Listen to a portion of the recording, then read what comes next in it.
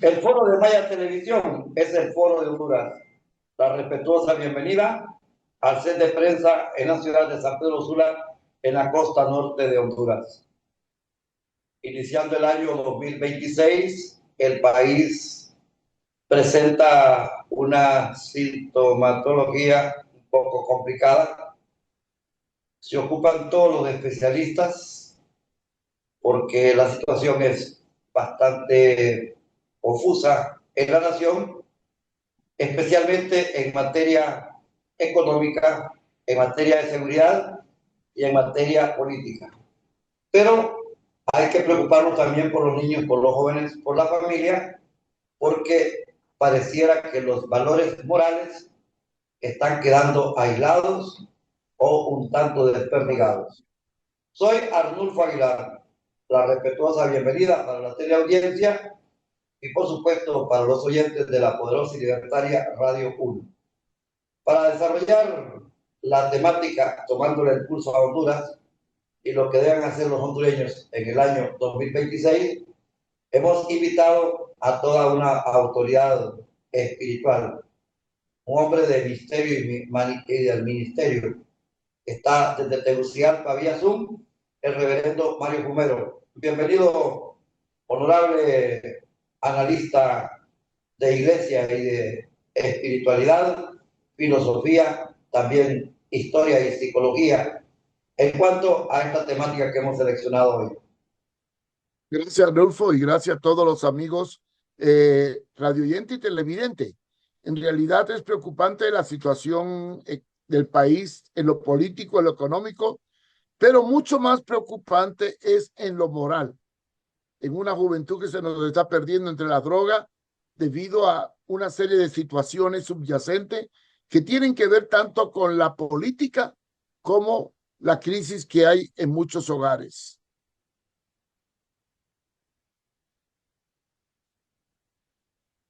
Reverendo Mario Fumero, hemos visto las experiencias, pareciera que hay una guerra contra la corrupción, un combate contra el tráfico de drogas, las nuevas modalidades que han ingresado, el fentanilo, los caramelos y otras formas que están desmejorando a la sociedad, a la familia y en lo que hemos dicho, los niños y la juventud. ¿Cuál debe ser el objetivo principal del hondureño en este año 2026? Anulfo, una de las necesidades grandes es dejar de estar tan dividido y comenzar a unirnos con propuestas prácticas y lógicas. Honduras tiene muchos organismos para proteger a la niñez y a la juventud. Está el CENAF, está el DINAF, está el INFA. Bueno, hay muchos organismos para combatir la droga, proteger a la niñez y evitar la drogadicción. Pero tristemente, una de las cosas que estamos viendo en Honduras es que al haber tantos elefantes blancos y tanta burocracia, a la hora de proyectar una acción hacia el necesitado, se va desvaneciendo. Una de las cosas que me indigna a mí o que me ha indignado en el pasado, porque ya no participo, es que a veces se hacen congresos para ver cómo combatir la pobreza, cómo combatir las pandillas, cómo combatir los menores infractores, y vamos a un hotel, se gastan una barbaridad de dinero en esas asambleas o reuniones o convenciones, como le quieran llamar, que a la larga todo sigue igual. Tenemos que dejar de hablar menos y obrar más. Tenemos que reducir la burocracia y simplificar las acciones directas al necesitado. Una de las cosas que tenemos que hacer en este país es combatir la corrupción para que todo ese dinero que se va a personas vayan a donde en realidad se necesita. Yo creo que el gobierno que venga debería enfocar una proyección hacia la familia y hacia la niñez, porque el futuro de Honduras está en la juventud de hoy. Es bueno aclarar, la riqueza de un país no está en la cantidad de territorio que tenga, sino en la población que tenga. Honduras tiene una ventaja sobre Estados Unidos y España. Es más la juventud que los viejos. En los países europeos y en los países norteamericanos, la población adulta supera a la población juvenil e infantil. Por ejemplo, en España, por cada 2 matrimonios hay un hijo, mientras que en nuestros países, por cada familia hay 2 y 3 hijos. Es una ventaja, es una riqueza, pero de nada vale tener una juventud y una niñez prolífera si no hay proyección, oportunidad, fórmulas, métodos para poder darle oportunidad a que esos niños crezcan en un ambiente sano y con una educación adecuada. Y aquí es donde tenemos que proyectar la política. Se habla de socialismo. Yo creo en el socialismo europeo. Hay 4 cosas que el Estado tiene que controlar y facilitarle a toda la población: salud, educación, comunicación y, lo más importante, libertad. Si estas 4 condiciones se dan, estaremos en un país que prosperará.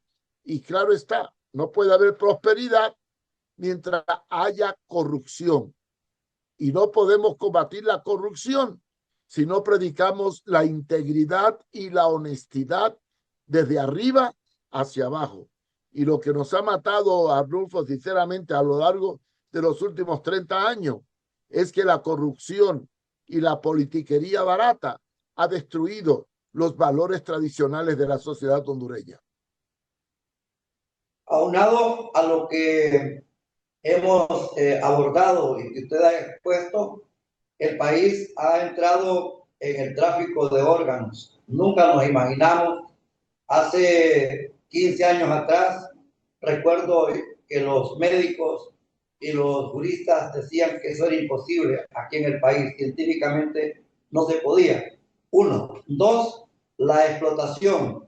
Y le voy a mencionar 2 líneas que es la lucha también. La explotación sexual, hay demasiado sexo precoz, embarazo precoz, y la otra es la explotación de hombres, de mujeres y también de niños en materia laboral.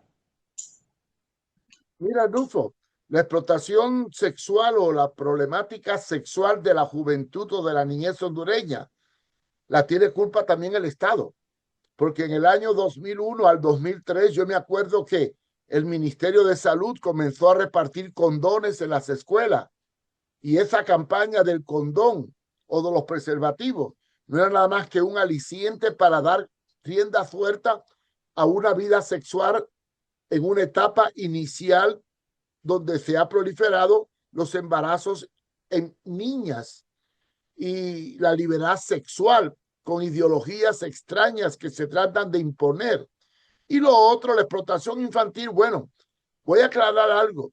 Es incorrecto explotar a un niño, pero es correcto a nivel familiar enseñarle al niño el valor de las cosas. Yo me acuerdo cuando llegué en el año 1964 a Comayagua, que iba a las montañas. Los niños llegaban a la casa, comían, cogían su machete, su morralito y se iban con el papá a cortar la milpa. Yo me acuerdo que a lo mejor el padre y la madre no sabían leer, aunque el niño se iba a la escuela, pero cuando se sentaban a la mesa a comer, el niño no se levantaba sin pedirle la bendición al padre. Y si llegaba un anciano o una persona mayor, el niño se levantaba para darle el asiento. Todo eso eran los valores que yo conocí en Honduras en el 64 y me quedé admirado de esta cultura, no educación, cultura que había en Honduras. Hoy eso se ha perdido. Hoy cada uno anda por su lado. Y claro, hemos hecho tanto hincapié al bienestar que hemos renunciado a la relación familiar. Y hoy en día, aquí en el Proyecto Victoria, me encuentro casos de jóvenes que ingresan por droga. Y cuando yo le doy un abrazo y le muestro interés, me dice, hermano Mario, nunca mi padre me ha dado un abrazo. Es triste pensar que la degradación de relación familiar ha sido tan grande que muchos hogares han perdido la perspectiva del respeto. Y en cuanto al tráfico de órganos, bueno, esto es un gran negocio, incluso el desaparecer niños para venderlos como que fueran objetos. Esto es un grave problema. Ya se denunció en una película que se hizo hace poco, que tuvo mucho éxito, ¿verdad? Que donde se revelaba cómo los niños eran usados para la pederastía y el abuso. Yo creo que estamos viviendo tiempo en que ya la vida no vale nada y los valores se han perdido y cada uno va por su lado. Y los hogares ya no son hogares, son restaurantes, hoteles, donde cada uno hace lo que le da la gana. Si no restauramos la unidad familiar bajo los principios cristianos, bajo el respeto, bajo el temor y el amor de Dios, óyeme, el futuro que nos espera es el que hoy estamos viendo en la política vernácula. Todo el mundo busca lo suyo propio, como dice el apóstol Pablo. Nadie busca lo que es de Cristo. Y esta es la realidad que hoy estamos viviendo, no a nivel hondureño, es un problema a nivel mundial. El renglón educación antes se podría garantizar que estaba mejor coaccionado, era más efectivo, incluso tenía líneas cívicas, patrióticas en escenarios los fines de semana, sábado, y también cada centro educativo se puede garantizar que tenían un espacio para la agricultura, los huertos, los arriates, los invernaderos que fueron en aquel tiempo. Hoy toda esta situación se ha eliminado, casi no existe, y ha sido sustituido por la tecnología, que nadie cuestiona, que es magnífica, que es buenísima, pero la concentración y la distracción de un joven, de un niño, en un aparato, en un dispositivo celular, en una computadora, en una tablet, es contraria a los objetivos que se pueden lograr en la pedagogía. Y hemos encontrado casos donde niños reaccionan contra sus padres, incluso han habido homicidios y los maestros pareciera que están hoy como los ratones y los gatos le tienen miedo a los roedores. Esta es una situación bastante compleja. Aunado a esto, reverendo, hay un campo que usted lo maneja perfectamente. La iglesia se ha metido en otros lineamientos que no van de acorde al interés de la sociedad y de la nación. Ay, Arnulfo, ahí sí estoy bien preocupado. La iglesia ha perdido perspectiva de lo que es ser iglesia y ya se está convirtiendo casi en algo así como un partido político o un ente que se alinea con los políticos de turno y no saben diferenciar que hay dos reinos. Uno es el reino de Dios con sus valores y otro el reino de este mundo. Nosotros como cristianos debemos defender valores, no ideologías. Debemos defender unidad, no división. Debemos defender aquello que edifica y no que destruye. A mí me da tristeza cuando ciertas personas de la confraternidad evangélica o de la asociación de pastores empiezan a coquetear con los políticos. No importa si son de izquierda o de derecha o de centro. Y pierden la perspectiva de que Dios no nos ha puesto para politiquear, ni para prestar los púlpitos a los políticos que ofrecen y hasta se confiesan cristianos, siendo a veces sinvergüenza.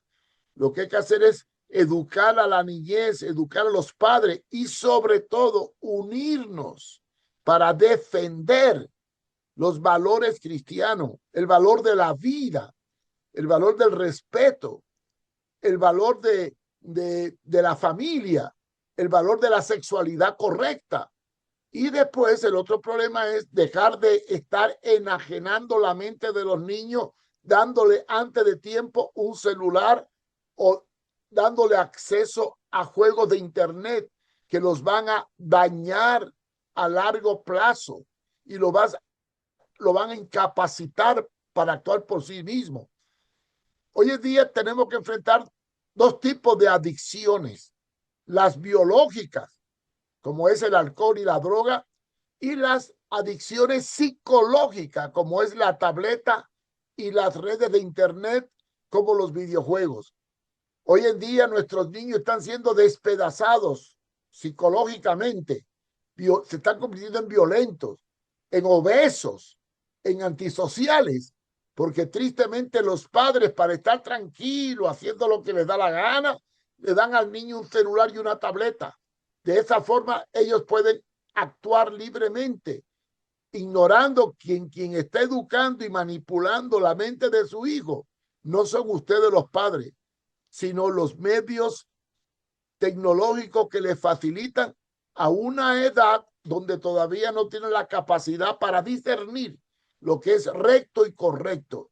Por lo tanto, Arnulfo, la preocupación mía por el uso de tecnología en los menores de 12 años, principalmente en los celulares, las tabletas y el internet, para mí es muy preocupante y veremos las consecuencias en muy corto plazo.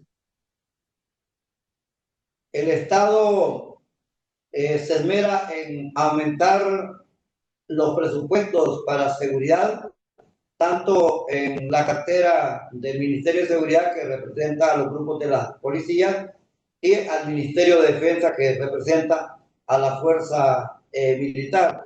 Se considera que esto es solución para poner orden y para dar seguridad, pero en realidad es lo más equivocado, consideran los expertos, especialmente los pedagogos.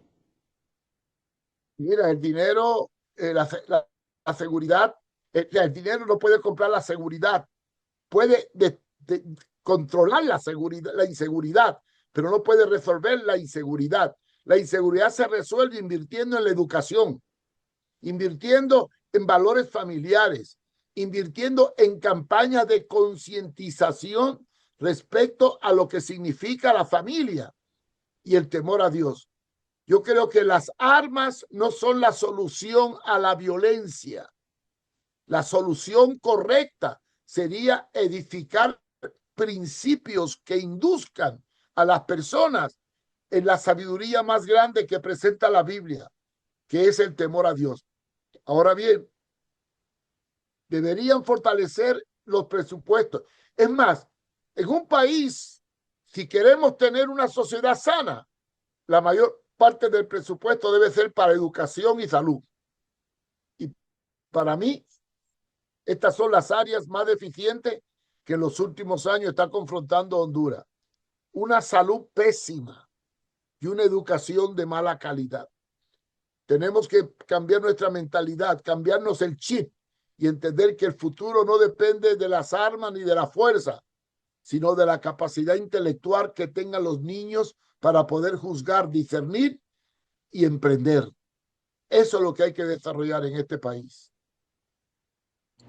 Reverendo Mario Fumero, hay un río que su agua es sucia y su corriente es un tanto silenciosa en alguna parte del quehacer cotidiano de la nación, y es la cuestión política. Y yo lo quiero llevar a dos escenarios: el 9 de marzo pasado y el 30 de noviembre del año anterior, donde se ha denunciado una serie de irregularidades.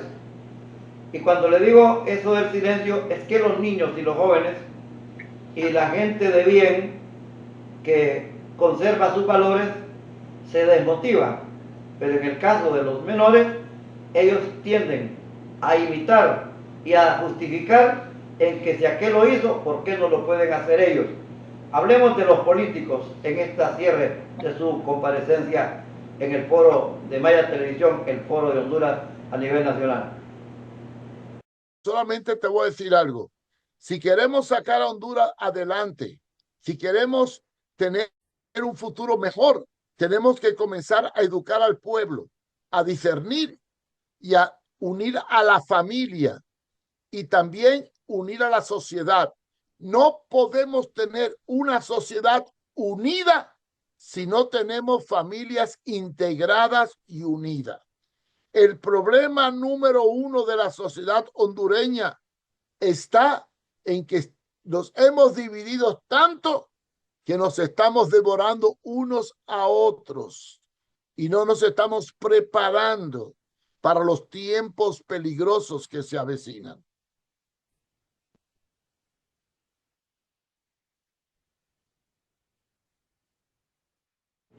Reverendo Mario Fumero, cuánto valoramos su comparecencia y por supuesto que la teleaudiencia le agradece esta comparecencia. El foro de Maya Televisión es el foro de Honduras. Hemos tenido al reverendo Mario Fumero en esta transmisión y presentación del foro de Honduras. Vamos a la segunda parte del noticiario, donde vamos a hacer un análisis internacional con respecto a lo que ha pasado en Venezuela, Estados Unidos, Venezuela, y vamos a presentar dos caras con respecto a las fuerzas de seguridad, las fuerzas policiales y militares de ambas naciones que tuvieron un protagonismo el pasado 3 de enero. Una educación de excelencia que te abrirá las oportunidades profesionales en el campo laboral. Académicos que apuestan por los mejores métodos de ayudar a educar. Instituto Semioficial 1 de diciembre en el centro de San Pedro Sula. Ciclo de 7º a 9º. Bachilleratos en Ciencias y Humanidades con diplomado en Locución y Publicidad o en Informática. Títulos válidos para ingresar a la U. Con disciplina, ciencia y popularidad. El Instituto Semioficial 1 de diciembre. Ahora en la Escuela República de Honduras. En la 21 calle, 4 y 7 avenida del barrio Las Palmas, en la zona sureste de San Pedro Sula.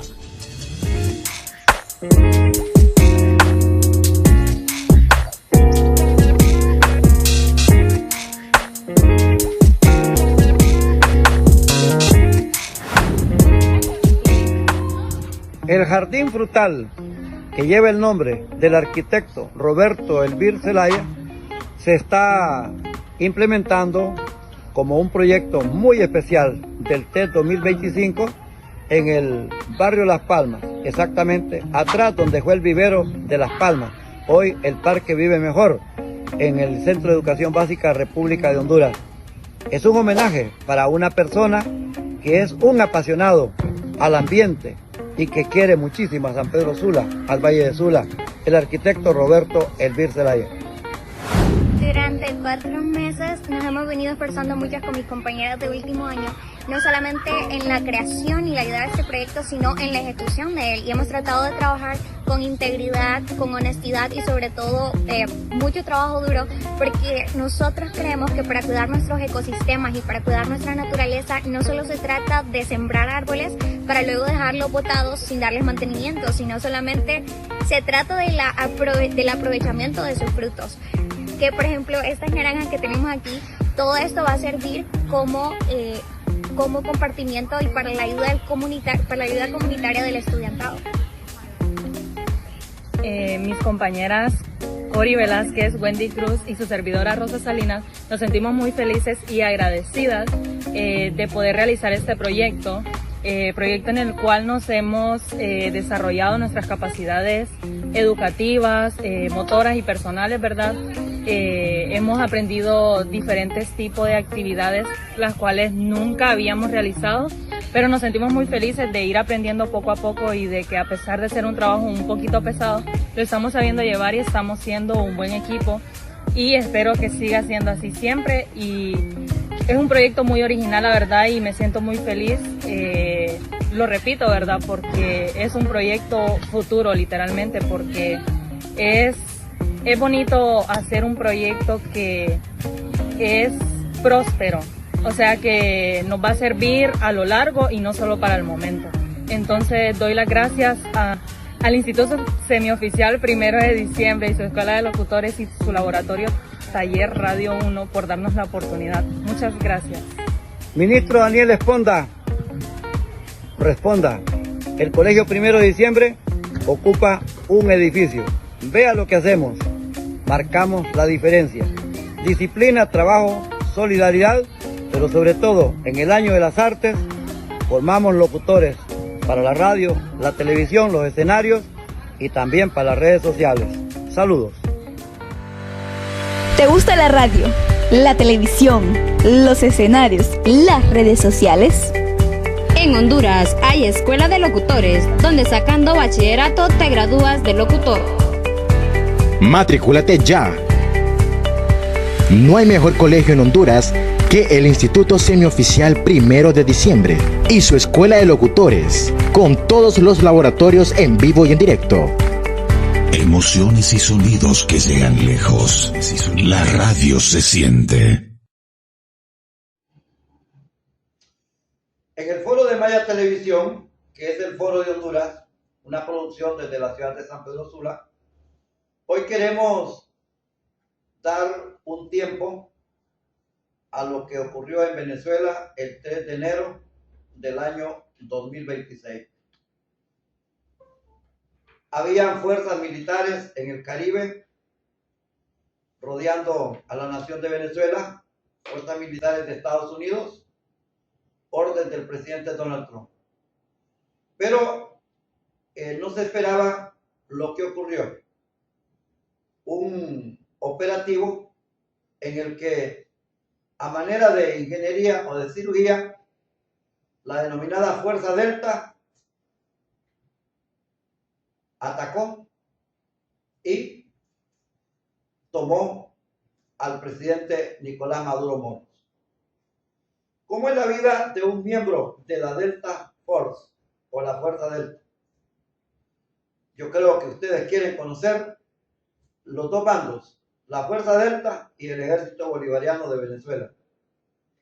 La Delta Force del Ejército de los Estados Unidos es el equipo de fuerzas especiales más selecto y a la vez más enigmático de ese país.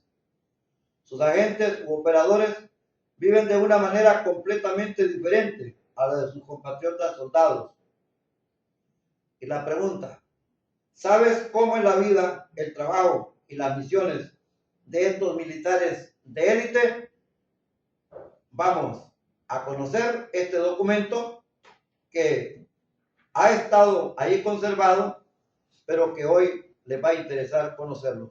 La Fuerza Delta, cómo es la vida de uno de esos agentes, desde secreto hasta enigmático.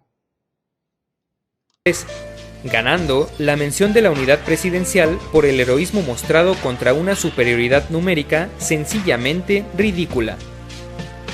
Todas estas misiones que he mencionado son hoy en día bien conocidas por todo el mundo, y sin embargo, son solo una minúscula fracción del total de operaciones que ha realizado la Delta Force a lo largo de las décadas, y que ningún miembro tiene permitido siquiera mencionar. Es normal que nuestra vida y nuestro trabajo sean objeto de tanta fascinación. Somos parte de un cuerpo de élite que no existe, y que lleva a cabo misiones de tal naturaleza que una persona normal ni siquiera se imagina que existen. Nuestro secretismo es nuestra fortaleza. Estamos permanentemente escondidos a plena vista. Como mencioné antes, gran parte de las veces partimos hacia nuestras misiones en vuelos comerciales. Todo es parte del mismo sistema. Si en algún momento ves a un tipo alto, musculoso y barbado, pero tranquilo y de muy pocas palabras a bordo de tu avión, lo más recomendable es que no busques problemas con él. Nunca sabrás si es un miembro de la Fuerza Delta que va camino a patear traseros, a un lado de donde tú estarás vacacionando. Si el video te gustó, por favor dale tu like y ayúdame a compartirlo con tus amigos. Suscríbete a La Armería para no perderte ninguno de mis videos semanales. Agrégate a mis redes sociales, Facebook, Twitter e Instagram para estar en contacto. Los links están en la descripción. Muchas gracias y hasta la próxima. Es cierto, hay tecnología, hay equipos. Ese operativo, de acuerdo a los especialistas en la temática, y el licenciado Mario Flores Ponce, que conoce muy bien cómo opera la comunidad militar, porque en su familia hay militares desde los altos rangos generales hasta los intermedios. Muy bien. Ahí se fueron en inversión, algunos dirían que en gasto, más de 12,000 millones de dólares. Porque cada uno de los componentes fue de gran cantidad de dinero, de inversión. Un hecho que inmovilizó totalmente al ejército bolivariano de Venezuela. El ministro de Defensa Padrino López no supo qué decir al realizarse este operativo, donde prácticamente de una manera casi exacta y perfecta llegaron a los lugares que tenían que inmovilizar, hasta la escuela militar, las bases, los radares, los lanzamisiles chinos que hay allí en Venezuela y toda lo que es la seguridad.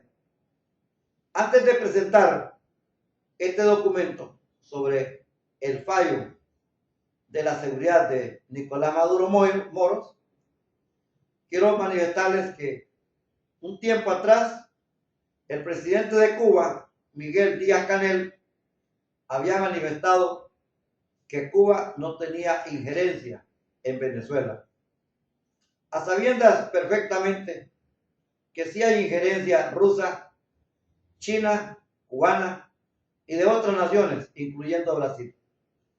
Esto es lo normal de las naciones. Honduras tiene injerencia de otros países. Es el caso de Estados Unidos, que tiene bases importantes como la base de Palmerola en Comayagua.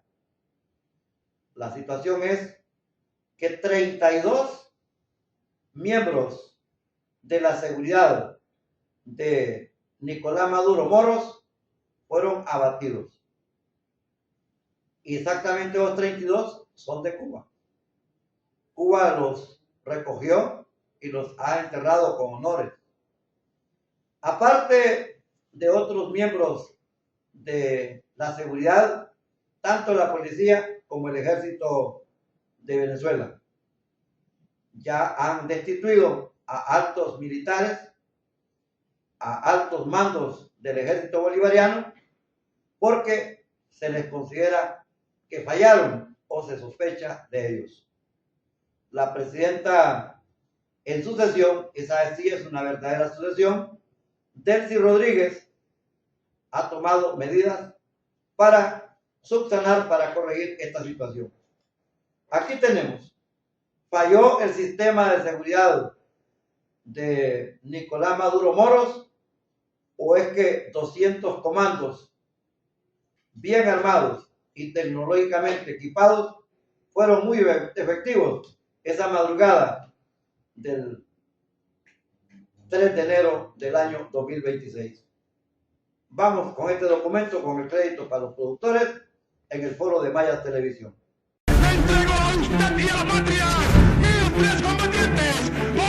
A cada amenaza, una respuesta.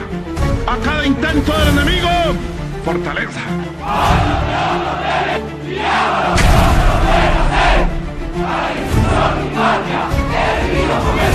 Durante más de una década, Nicolás Maduro ha gobernado uno de los países más tensionados del continente. Sanciones, enemigos internos, presión internacional y operaciones de inteligencia rodean cada uno de sus movimientos. Y cuando eres un presidente que vive bajo amenaza constante, la seguridad deja de ser protocolo y se convierte en supervivencia. La protección de Maduro no se limita a escoltas o vehículos blindados. Hablamos de un sistema profundamente militarizado, diseñado para operar como si el ataque pudiera ocurrir en cualquier momento. Un entramado de contrainteligencia, control del entorno y anillos de seguridad que va mucho más allá de lo visible. La información sobre estos sistemas es escasa, fragmentada y en muchos casos deliberadamente oculta. Pero analizando actos públicos, despliegues militares y reportes de seguridad, es posible entender hasta qué punto llega realmente esta protección. Hoy, en Archivo Bélico, vamos a analizar los 7 sistemas de protección que mantienen con vida a Nicolás Maduro. Prepárate, porque lo que verás a continuación no es apto para corazones débiles.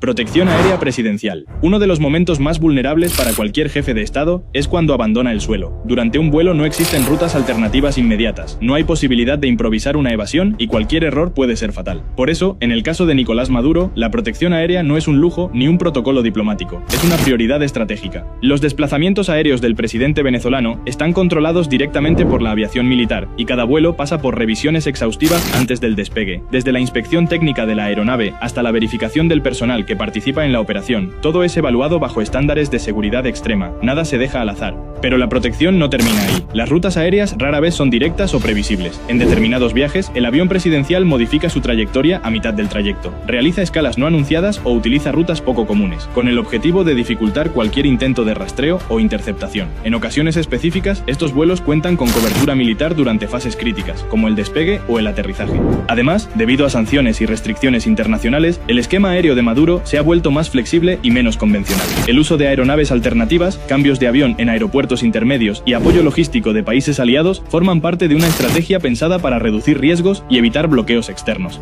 Todo esto responde a una realidad incómoda. El espacio aéreo es uno de los escenarios donde una operación encubierta tendría mayores probabilidades de éxito, y precisamente por eso es uno de los entornos donde la seguridad presidencial venezolana se muestra más estricta, más controlada y más desconfiada. Movilidad terrestre blindada. Si el espacio aéreo es uno de los momentos más delicados, el desplazamiento por tierra es, sin duda, el más impredecible.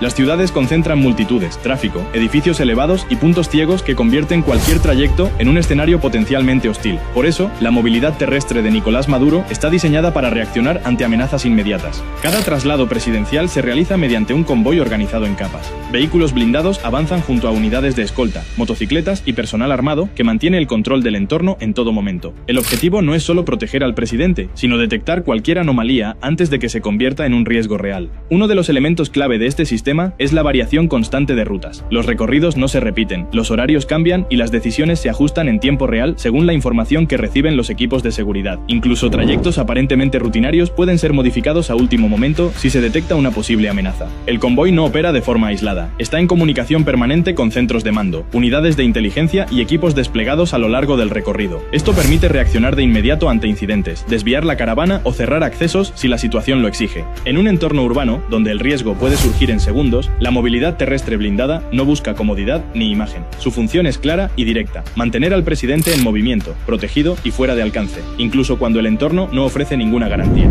Anillos de seguridad humana. Más allá de vehículos y aeronaves, la protección más constante y decisiva es la humana. En el caso de Nicolás Maduro, la seguridad personal no depende de un solo grupo, sino de múltiples anillos de personas que operan de forma simultánea, visible y silenciosa. El primer anillo está compuesto por la Guardia de Honor Presidencial, una unidad entrenada exclusivamente para proteger al jefe de Estado. Estos efectivos acompañan cada movimiento, controlan accesos inmediatos y reaccionan ante cualquier amenaza directa. Su presencia es evidente, pero su función va mucho más allá de lo ceremonial. A este núcleo se suman cuerpos especializados como el Servicio Bolivariano de Inteligencia, responsables de evaluar riesgos, identificar comportamientos sospechosos y monitorear el entorno humano que rodea al presidente. Aquí no se trata solo de armas, sino de observación constante y análisis en tiempo real. Antes de cualquier aparición pública o desplazamiento, equipos de avanzada aseguran el terreno con horas, e incluso días, de anticipación. Revisan instalaciones, controlan personal, verifican rutas y establecen puntos de vigilancia. Cuando Maduro llega a un lugar, ese espacio ya ha sido evaluado y filtrado. Pero uno de los aspectos más sensibles de este sistema es la seguridad infiltrada. Agentes vestidos como civiles, personal técnico o incluso asistentes forman parte del dispositivo sin llamar la atención. Su función es detectar amenazas que no se manifiestan de forma evidente y actuar antes de que el riesgo sea visible.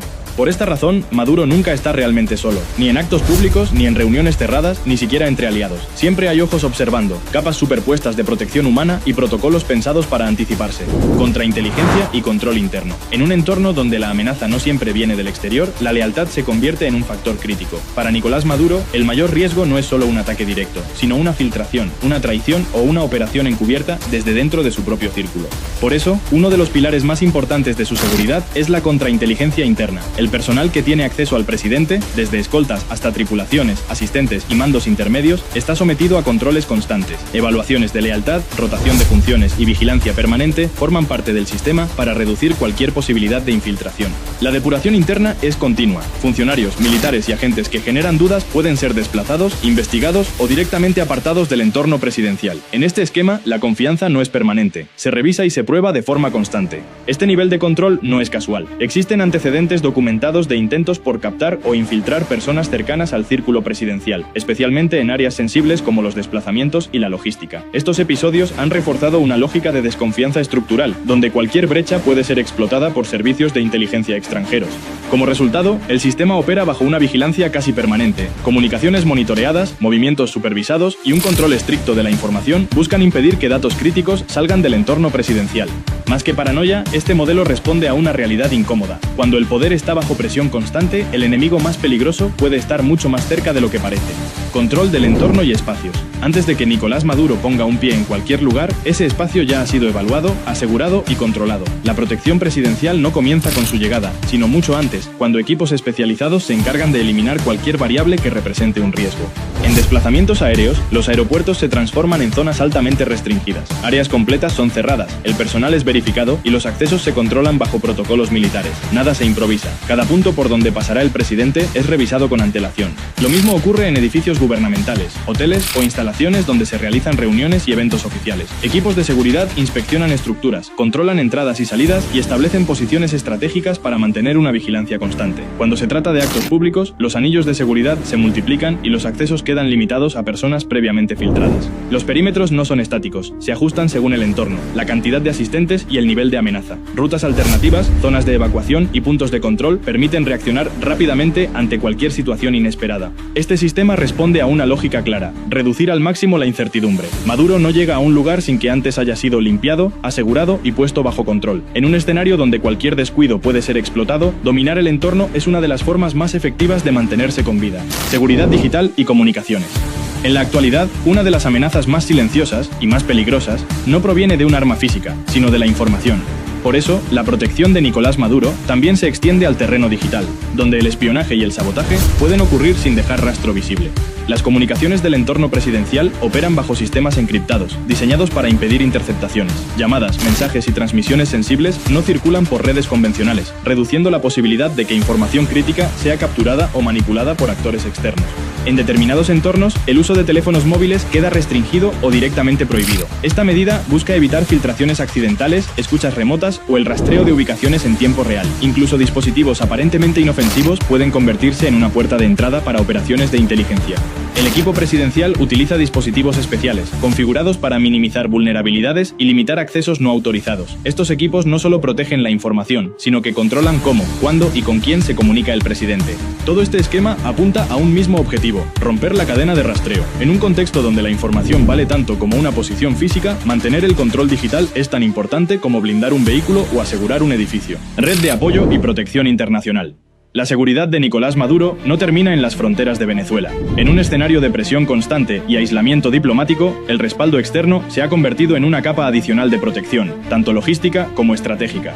Aliados internacionales han jugado un papel clave en facilitar desplazamientos, rutas alternativas y apoyo operativo en momentos sensibles. El uso de aeronaves, escalas en países aliados y cobertura diplomática permite reducir riesgos y evitar bloqueos que podrían comprometer la seguridad presidencial. Este respaldo no solo cumple una función práctica, sino también disuasiva. La presencia de aliados con capacidad militar y peso geopolítico envía un mensaje claro: cualquier acción directa contra el presidente venezolano tendría implicaciones más amplias que un simple ataque interno. Además, esta red de apoyo amplía las opciones del aparato de seguridad, permite diversificar rutas, utilizar infraestructuras externas y operar fuera del alcance inmediato de actores hostiles. En un contexto donde cada movimiento es observado, contar con alternativas internacionales reduce la previsibilidad. Por eso, la protección de Maduro no es un sistema aislado ni puramente nacional. Es una estructura que se apoya en relaciones estratégicas y en un entorno internacional cuidadosamente calculado. Y aquí está la clave final: Maduro no se protege solo, y eso cambia por completo el equilibrio del riesgo. A lo largo de este video, hemos visto que la protección de Nicolás Maduro no depende de un solo elemento, sino de un sistema completo, diseñado para operar bajo presión constante. Desde el aire, pasando por las calles, hasta el control humano, digital e internacional, todo responde a una misma lógica: reducir al máximo cualquier margen de error. Nada de esto es casualidad.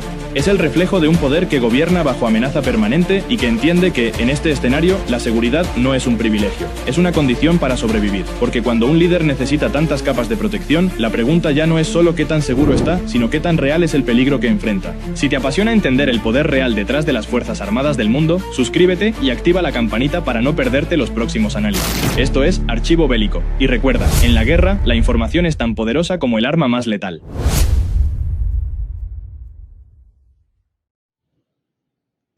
El balance sobre los dos protagonistas, la Fuerza Delta de Estados Unidos, que ustedes creo que querían conocer cómo funciona, Y no son robots, no son máquinas, son seres humanos.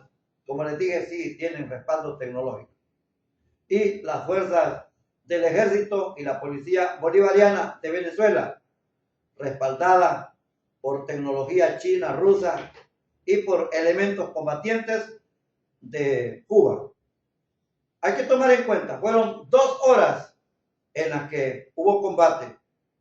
Y por mucho que Estados Unidos diga que no tuvo bajas y que no tuvo daños, habría que profundizar e investigar más, porque esos cubanos y esos venezolanos también dispararon, pero no fueron suficientes al momento de la precisión que tuvo este